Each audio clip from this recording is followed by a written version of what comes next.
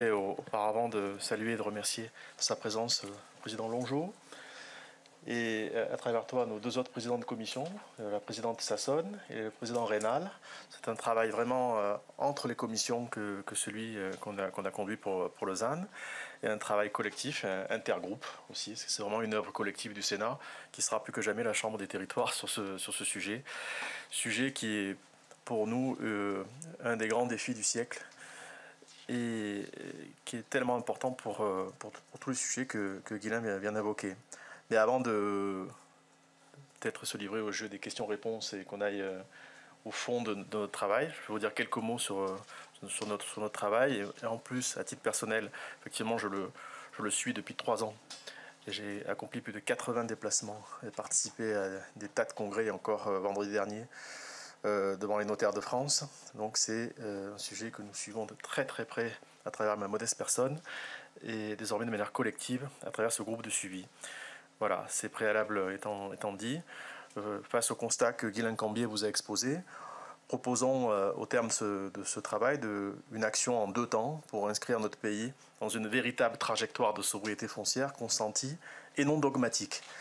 Pour l'avant 2031, il faut d'abord respecter la trajectoire inscrite dans la loi, celle de moins 50%, mais sur laquelle nous reviendrons parce qu'elle nous interroge fortement. Mais en attendant, on a identifié 3 niveaux d'intervention. D'abord, pensons qu'il faut mettre la pression sur l'État, parce que l'État est vraiment le grand défaillant de cette histoire. Le ZAN est un objectif qui était planifié, pas de problème, mais jamais territorialisé, Guylain Cambier l'a dit, et encore moins financé, comme on y reviendra. Et l'État, nulle part, n'a accompagné les collectivités locales, les élus, pour qu'ils réussissent à atteindre cet objectif. C'est mon tour de France, qui me permet de vous le dire. Et le groupe de suivi en a eu la confirmation au fil des interventions. Donc l'État, plus que jamais, on le réitère, doit prendre acte de la diversité territoriale, promouvoir une stratégie réaliste et qui s'accorde véritablement aux spécificités de chaque territoire et entendre les priorités locales. Au moment où on dit qu'il faut réindustrialiser, faire du logement, très bien, eh bien, il faut peut-être desserrer cet étau foncier, ce qui n'empêche pas de prendre en compte l'objectif de sobriété, bien entendu. Alors nous demandons qu'enfin l'État prenne des instructions claires à ses services déconcentrés, qu'on ne dise pas une chose à l'un et autre chose à l'autre, et que toutes les collectivités soient traitées avec équité. On pourra y revenir. En particulier, on demande que la souplesse instaurée par l'ancien ministre Christophe Béchu soit systématiquement appliquée, ce qui est rarement le cas, avec une marge de dépassement autorisée des enveloppes foncières de 20%, sans justification spécifique, lors du contrôle de légalité des nouveaux documents d'urbanisme. Ça n'appelle à rien, aucune modification de loi, ça appelle des instructions. Ensuite, on a identifié un deuxième levier pour cette première période, c'est celui du coût de la sobriété foncière. Nécessairement, tout ça va raréfier le foncier et aggraver son coût. Et il va falloir rapidement instaurer des mécanismes d'incitation à la réduction de l'artificialisation et des leviers pour favoriser la renaturation. Et là, on a une deuxième mission concomitante à la nôtre côté Commission des finances, conduite avec notre collègue Hervé Moret, qui va rendre prochainement, on va se revoir donc, des conclusions en ce sens sur le financement du ZAN, pour le dire clairement. Le président Rénal a rappelé ce matin qu'on a été les premiers au Sénat à s'emparer du sujet, c'est-à-dire avoir saisi le Conseil des prélèvements obligatoires après la Cour des comptes, pour se demander si, à tout hasard, la fiscalité locale et les dotations de l'État ne seraient pas artificialisants, beaucoup, et si véritablement il ne faudrait pas toiletter les assiettes des impôts et taxes aussi, et éventuellement les flécher vers ces nouveaux objectifs, que sont les objectifs sous-entendus par le ZAN, reconquête de la nature, de l'agriculture, de la ville dense, les friches, tous ces sujets. Voilà, donc on va rendre un rapport sur ce sujet, et c'est au Sénat que ça se passe. Je permets de préciser qu'on a demandé, je ne vais pas déborder sur la prochaine mission, mais juste vous dire ça quand même, c'est qu'on a demandé des chiffres au gouvernement, à Bercy en particulier, sur le coût du ZAN. Voilà, Bercy n'a aucun chiffre à nous fournir sur ce sujet, ce qui prouve véritablement que ça a été un objectif planifié, mais pas territorialisé et pas financé. Voilà. Donc c'est le Sénat qui va tenter de répondre à ce sujet, en plus dans le contexte de finances publiques que nous connaissons, ce qui évidemment n'arrange rien, mais c'est pas grave. Il y a un troisième levier qu'on a repéré, qui est celui de modification ciblée de la réglementation, des choses simples à faire sur la réglementation, pour redonner de l'espoir aux collectivités locales et leur permettre de gérer les injonctions contradictoires, les fameuses, auxquelles elles sont soumises. D'abord, un projet de loi de simplification qui pourrait poursuivre son chemin législatif Et nous avions proposé un amendement qui exemptait les implantations industrielles du décompte du ZAN.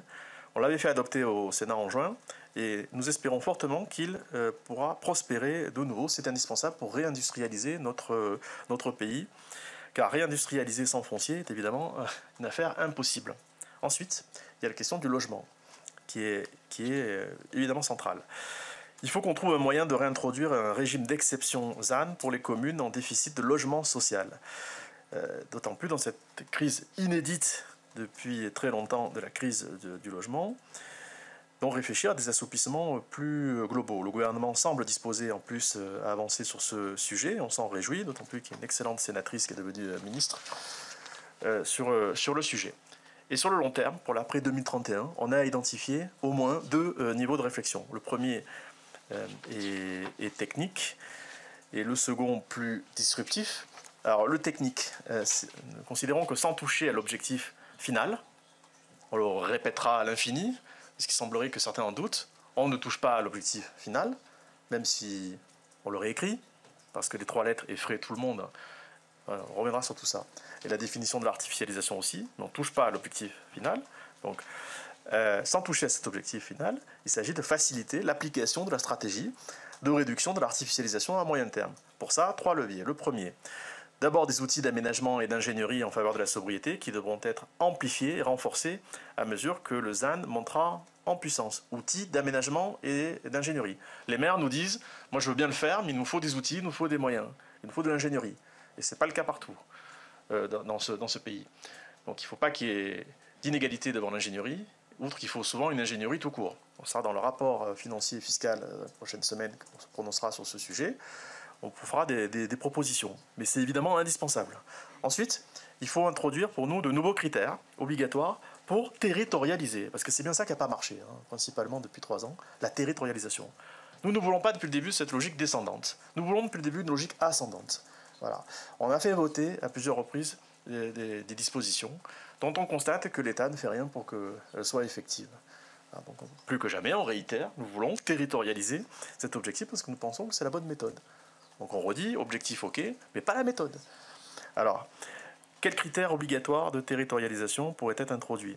Des différentiels de densité, les dynamiques de peuplement et d'activité, mais aussi protéger le bâti, et notamment le bâti agricole. Ce sont des pistes, mais il y en a tant d'autres. Plus structurellement, nous voulons passer d'une logique descendante à la logique ascendante, je viens de vous le dire, et concertée. Parce que pour nous, cette logique planifiée qui ne marche pas depuis le début, n'a rien contre la planification, mais elle n'a jamais été opérationnelle, cette planification, parce qu'elle n'a jamais été concertée. Il y a, enfin je comptais le dire après, mais enfin on a lu ces temps-ci, ce qu'on lit beaucoup sur le sujet, pour bien savoir si on est dans le vrai, un ouvrage hyper intéressant qui s'intitule « Le nouveau contrat écologique ». Dans le nouveau contrat écologique, il est bien dit qu'il ne peut pas y avoir de planification heureuse s'il n'y a pas de planification concertée, c'est-à-dire qui associe tous les acteurs du sujet. Voilà. Alors, pour mieux prendre en compte l'ensemble des critères de territorialisation, il faudra donc inverser la logique d'attribution des enveloppes foncières, cesser de vouloir faire entrer au chausse-pied les projets des territoires dans une enveloppe déterminée a priori, mais au contraire partir des besoins des territoires, des besoins qui devront être bien sûr étayés, justifiés, coordonnés aux échelles pertinentes. Donc pour réussir le ZAN, il faut accomplir cette révolution copernicienne. Et puis, troisièmement, nous plaidons pour une réforme d'apparence technique, mais dont la portée est extrêmement vaste. C'est d'en rester au mode de calcul qui est celui qui est fait à partir des ENAF. La comptabilisation de l'artificialisation en consommation d'ENAF, c'est espace naturel, agricole et forestier, dont nous savons que c'est la façon de compter l'artificialisation jusqu'en 2031, et à partir de 2031, c'est l'artificialisation. Donc les deux définitions nous interrogent, le passage de l'une à l'autre encore plus, et au terme du travail, on verra ce qu'on va décider, que rester à cette notion d'ENAF serait beaucoup plus simple pour les élus locaux. Les élus sont familiers avec cette notion d'ENAF, et ça permettrait en outre de ne pas inclure l'artificialisation des bâtiments agricoles, actuels et futurs, en cohérence avec l'objectif de protection des activités agricoles et de souveraineté alimentaire. Et dans ce cadre, on doit bien sûr réfléchir à des garde-fous pour éviter des effets d'aubaine, comme dans toute disposition, tout dispositif qui conduirait à bétonner nos campagnes. On a un deuxième niveau de réflexion qui est plus disruptif, je vous le disais, même si sous la technique se cachent de vrais projets de société. Le plus disruptif, c'est quoi? C'est que jusque-là, le Sénat s'était efforcé d'assouplir le ZAN en restant dans le cadre posé par la loi climat-résilience. Nous pensons qu'il faut se demander si nous avons légiféré, comme le disait Portalis, dont vous voyez la statue un petit peu plus loin dans l'hémicycle, donc qui veille sur nous, avec sagesse, justice et raison.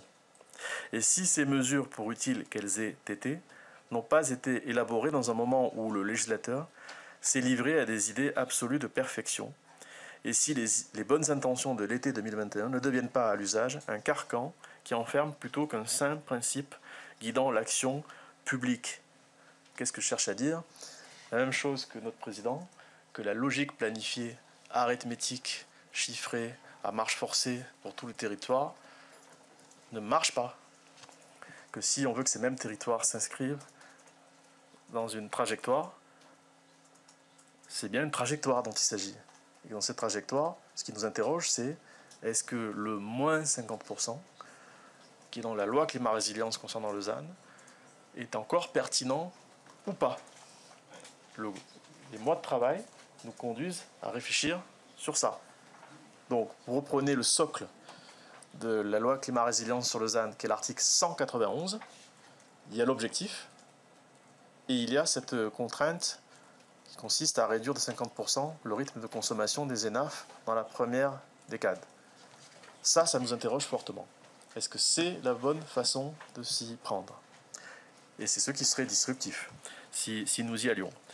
Nous avions déjà envisagé de nous extraire du cadre rigoureux de la loi climat-résilience de manière ponctuelle dans ZAN 2, on va l'appeler comme ça, avec Valérie Létard, en sortant complètement les grands projets. Autre énorme sujet, les grands projets, autrement dit les PENE, pour les plus acharnés du ZAN, projets d'envergure nationale européenne.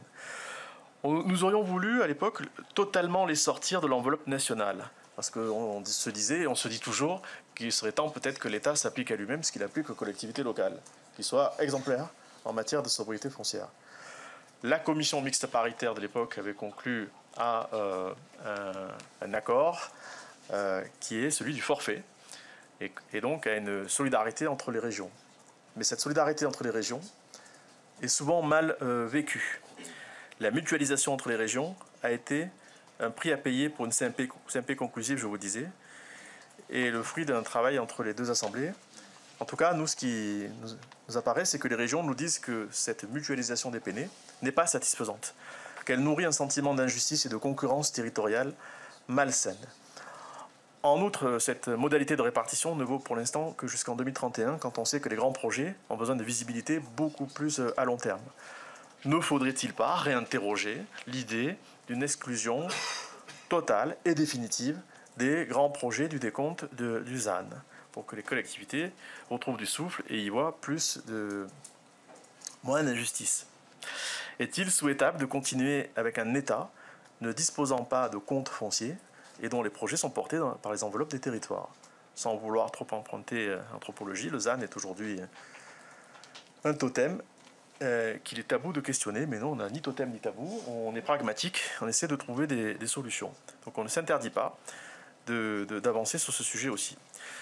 Donc nous nous interrogeons sur la nécessité de sortir de l'enveloppe certains projets, ou bien de conserver le cap et la trajectoire de la sobriété foncière, mais en ne fixant plus ces enveloppes limitatives qui font le désespoir de nombreux élus locaux. La France repose sur une organisation décentralisée, comme le proclame toujours l'article 1er de notre Constitution, ce qui n'est pas temps de faire confiance enfin au territoire pour déterminer les projets qui justifient vraiment d'artificialiser et trouver collectivement le chemin de la sobriété foncière. Vous pourrez vous exhiber tout à l'heure des schémas qui montrent que les territoires sont dans une démarche de sobriété foncière déjà. Il faut leur faire confiance. C'est tout à fait notre approche que nous proposons par voie de conséquence. Confiance, trajectoire, contrat. Donc le principe, le cap, le cadre serait fixé par la loi, tandis que la mise en œuvre et la répartition des efforts seraient décidées au niveau des territoires grâce à un renforcement de l'ingénierie mise à disposition, enfin, des collectivités.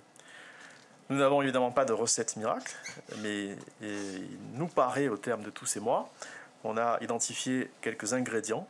Si nous en restons comme aujourd'hui au milieu du gué, le ZAN risque au mieux d'être une impasse, au pire de constituer le ferment de nouvelles contestations qui affaibliront et discréditeront toujours un peu plus l'autorité de l'État, sans compter que Guylain Cambier l'a dit, ça va devenir un projet de société, ça est déjà beaucoup, parce que nos concitoyens ont bien compris tout ce dont le ZAN est le nom.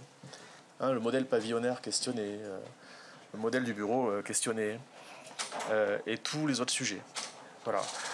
Donc je vous remercie de votre attention.